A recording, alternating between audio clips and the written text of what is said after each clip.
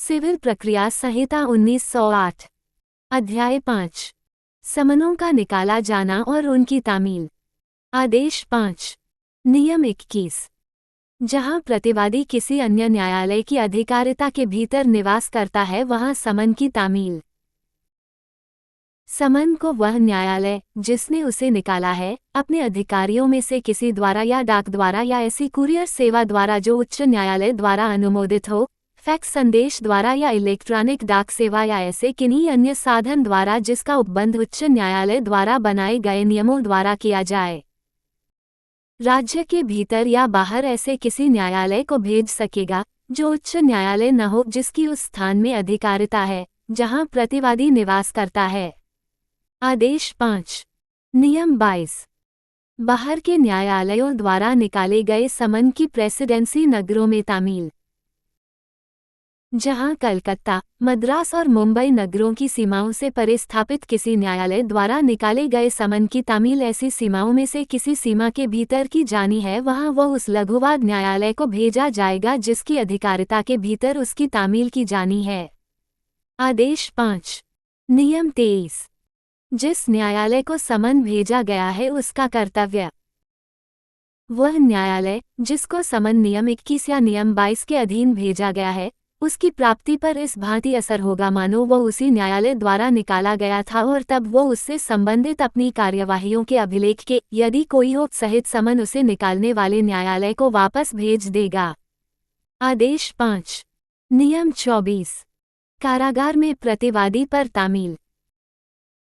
जहां प्रतिवादी कारागार में परिरुद्ध है वहां समन कारागार के भारसाधक अधिकारी को प्रतिवादी पर तामील के लिए परिदत्त किया जाएगा या डाक द्वारा या ऐसी कुरियर सेवा द्वारा जो उच्च न्यायालय द्वारा अनुमोदित हो, फैक्स संदेश द्वारा या इलेक्ट्रॉनिक डाक सेवा द्वारा या किसी अन्य साधन द्वारा जिसका उपबंध उच्च न्यायालय द्वारा बनाए गए नियमों द्वारा किया जाए, भेजा जाएगा। आदेश 5। नियम 25। वहां तामील जहां प्रतिवादी भारत के बाहर निवास करता है और उसका कोई अभिकर्ता नहीं है। जहां प्रतिवादी भारत के बाहर निवास करता है और उसका भारत में ऐसा कोई अभिकर्ता नहीं है जो तामील प्रतिगृहीत करने के लिए सशक्त है वहां यदि ऐसे स्थान और उस स्थान के बीच जहां न्यायालय स्थित है डाक द्वारा संचार है तो समन उस प्रतिवादी को उस स्थान के पते पर जहां वह निवास कर रहा है या डाक द्वारा या ऐसी कुरियर सेवा द्वारा जो उच्च न्यायालय द्वारा अनुमोदित हो, फैक्स संदेश द्वारा या इलेक्ट्रॉनिक डाक सेवा द्वारा या किसी अन्य साधन द्वारा जिसका उपबंध उच्च न्यायालय द्वारा बनाए गए नियमों द्वारा किया जाए। परंतु जहां ऐसा प्रतिवादी बांग्लादेश या पाकिस्तान में निवास करता है वहां समन उसकी एक प्रति के सहित प्रतिवादी पर तामील के लिए उस देश के किसी ऐसे न्यायालय को भेजा जा सकेगा जो उच्च न्यायालय न हो जिसकी उस स्थान में अधिकारिता है जहां प्रतिवादी निवास करता है। परंतु यह और कि जहां ऐसा कोई प्रतिवादी बांग्लादेश या पाकिस्तान में का लोक अधिकारी है जो यथास्थिति बांग्लादेश या पाकिस्तान की सेना, नौसेना या वायुसेना का नहीं है या उस देश में की रेल कंपनी या स्थानीय प्राधिकारी का सेवक है, वहां समन उसकी एक प्रति के सहित उस प्रतिवादी पर तामील के लिए उस देश के ऐसे अधिकारी या प्राधिकारी को भेजा जा सकेगा जिसे केंद्रीय सरकार राजपत्र में अधिसूचना द्वारा इस निमित्त विनिर्दिष्ट करे। आदेश 5। नियम 26।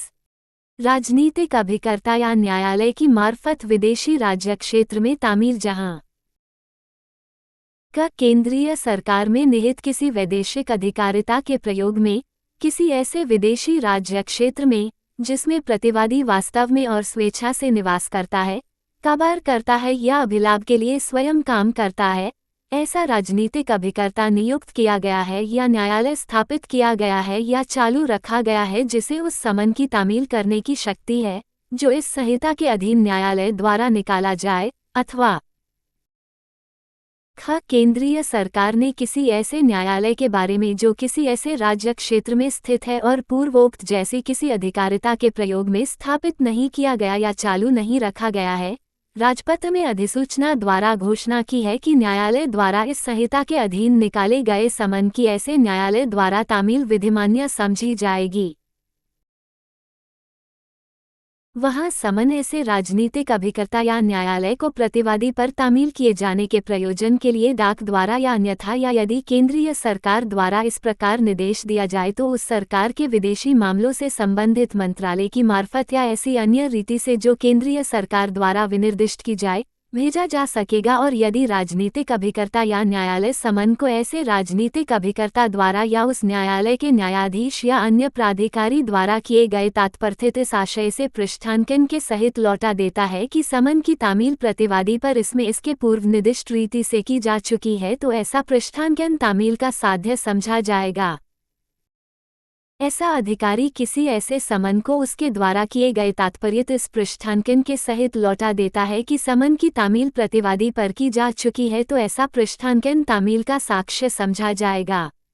आदेश 5 नियम 27 सिविल लोक अधिकारी पर या रेल कंपनी या स्थानीय प्राधिकारी के सेवक पर तामील।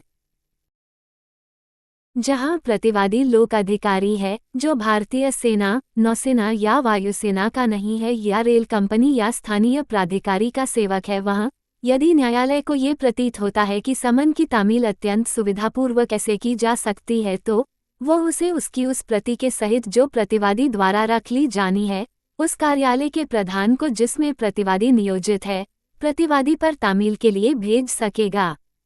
आदेश 5 नियम 28 सैनिकों, नौसैनिकों या वायुसैनिकों पर तामील।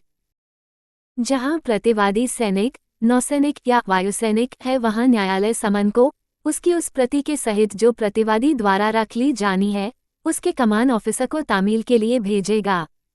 आदेश 5 नियम 29 उस व्यक्ति का कर्तव्य जिसको समन तामील के लिए परिदत्त किया जाए या भेजा जाए। 1 जहां तामील के लिए किसी व्यक्ति को नियम 24, नियम 27 या नियम 28 के अधीन परिदत्त किया गया है या भेजा गया है वहां ऐसा व्यक्ति उसकी तामील यदि संभव हो करने के लिए और अपने हस्ताक्षर करके प्रतिवादी की लिखित अभिस्वीकृति के साथ लौटाने के लिए आबद्ध होगा और ऐसे हस्ताक्षर तामील के साक्ष्य समझे जाएंगे। 2 जहां किसी कारण से तामील असंभव हो वहां समन ऐसे कारण के और तामील कराने के लिए की गई कार्यवाहियों के पूर्ण कथन के साथ न्यायालय को लौटा दिया जाएगा और ऐसा कथन तामील न होने का साक्ष्य समझा जाएगा। आदेश 5 नियम 30 समन के बदले पत्र का प्रतिस्थापित किया जाना। 1 इसमें इसके पूर्व अंतर्विष्ट किसी बात के होते हुए भी जहां न्यायालय की यह राय है कि प्रतिवादी ऐसी पंक्ति का है जो इस बात का हकदार बनाती है कि उसके प्रति ऐसा सम्मानपूर्ण बर्ताव किया जाए वहां वह समन के बदले ऐसा पत्र प्रतिस्थापित कर सकेगा जो न्यायाधीश द्वारा या ऐसे अधिकारी द्वारा जो वह इस निमित्त नियुक्त करे हस्ताक्षरित होगा। 2 उपनियम 1 के अधीन प्रतिस्थापित पत्र में वे सब विशिष्टियां अंतर्विष्ट होंगी जिनका समन में कथित होना अपेक्षित है और उपनियम 3 के उपबंधों के अधीन रहते हुए वह हर तरह से समन माना जाएगा।